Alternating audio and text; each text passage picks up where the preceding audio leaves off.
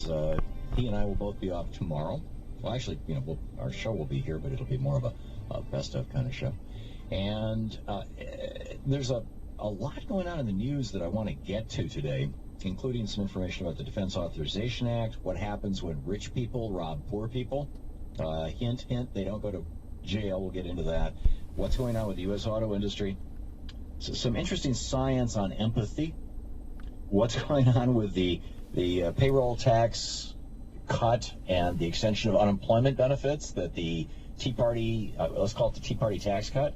We'll get to all that in just a few minutes. But George Packard is with us, the retired bishop who was seen famously in the blue. Is it pronounced cassock, sir?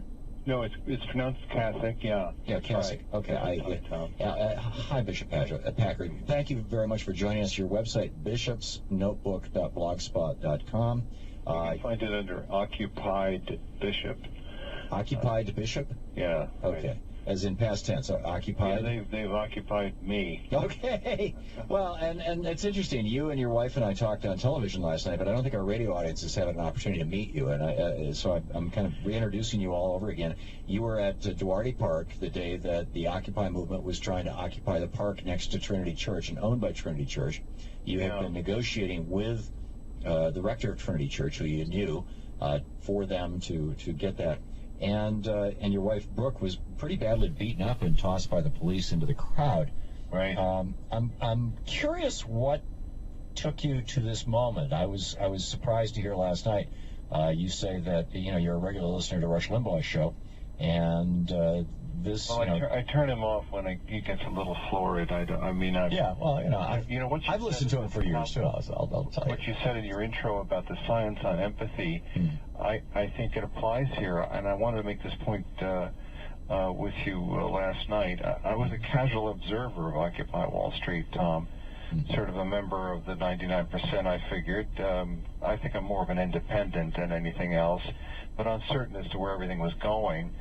And it started with that detention I was delivering water and I was detained. And I recall coming home and saying to my wife, and this is what I shared with Sean, your producer, last night. And I said this: if I'm hassled with all this identification, remember I'm former military and I've got all kinds of identification. And you're dressed as a bishop. Yeah. Well, I was the military bishop, to everybody. Right. I bristle with all of this identification. And if I'm hassled, what are the protesters going through? So I was aroused and watchful when my friend Chris Hedges called and asked for help. Talking to Trinity about Occupy Wall Street using Duarte Park. And then the education of Occupy Wall Street continued, and I discovered an open, engaging, motivated group of young people utterly dedicated to nonviolence and occupying property. So, I mean, it was a gradual evolution for me, and that it turned into finally me vaulting the fence and trespassing on that property. But I certainly didn't start out in that direction. But I'm glad I wound up there in the final moment. Where do you think we're speaking with Bishop George Packard, who's a retired Episcopal bishop, military. I didn't realize you were military as well, and arrested at Duarte Park and last weekend, and your wife Brooke was pretty badly beaten up by the police. Yeah. And which was horrifying. You described your own evolution from political independent and occasional Limbaugh listener to advocate of the Occupy Wall Street. I don't know what the word is, but advocate of them. How do you think others in the church? I asked this question last night, but we only had about 30 seconds to get into it. We've got 4 or 5 minutes here. Okay. How do we, I've had this conversation with Chris Hedges, although it's been 6 months. In fact, it was before the Occupy movement had taken off, and he and I both identify ourselves as people of faith, although part of the great unchurched, I suppose you would say. Yeah, no, I think he's more in the what they call the emerging church these days. Yeah, it seems. So your thoughts on that, please. Well, I think that as I've started to make reference to last night, prophecy, particularly in the season of Advent, is a very important part of who we are as the church. John the Baptist is referred to all the time, and good preachers will talk about the pictures of John the Baptist pointing not only to the Christ who's coming, but also to the injustice around us. And it's one thing, and here's the rub right now, Tom. The church and religious leaders talk about injustice, but injustice really is, for them, it translates into charitable, sedentary work.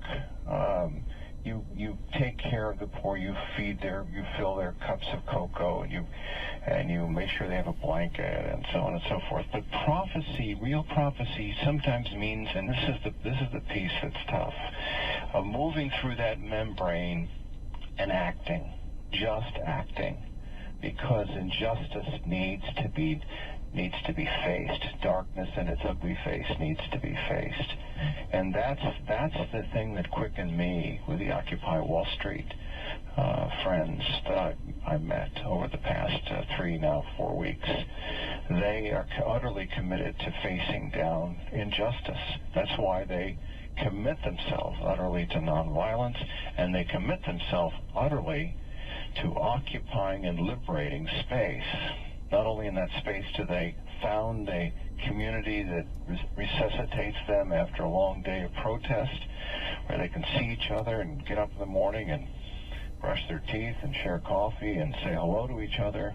But it is also, and this is the hard part for me to get my head around, they also use that empty space to put their philosophy. There's a wonderful website called occupytheory.org that does gives better word description than I can get right now. Mm-hmm. But this Occupy space really is the counterpoint about to what Wall Street is. Wall Street. It is the mammon that Jesus spoke of. Say it again. It's the mammon that Jesus spoke of, is it not? Yeah, it represents control of our lives, control of we've given up control, we've lost control, and the 99% do not have control anymore. I mean, you and I, there's a book out, I was just reading it last night by Lawrence Lessig, talks about Republic Lost, where if you don't have the bucks, you're a silent figure in our government. You just have to have the money to participate. That's ludicrous. I find that an awful description of our. So in the minute we have left, Bishop George Packard, or do you think it's just going to organically happen? How do we reach out to organized religion in particular and say, this is your fight too? Well, I think you go to your local pastor and demand not only do you speak from the pulpit about this, but you can, seek out places in your own town, your own locale, where you see the powerless not having control over their lives because they have less money or less power. You point out that the system is rigged so that they can't have participation. In my own town here in Rye, there's a prominent Episcopal church that has a very large rectory that sits like a sort of a monument, a museum. Mm-hmm. My goodness, that could be opened up for use of homeless and people on Medicaid. A lot could be done. We just need to activate our work and become the 99% that. There you go. Bishop, we're out of time, but thank you. Yes, you said so well. Thank you. Thank you. Bye. This is the Thom Hartmann Program. OccupyBishop.net. And I believe it was .org, and bishopnotebook.blogspot.com.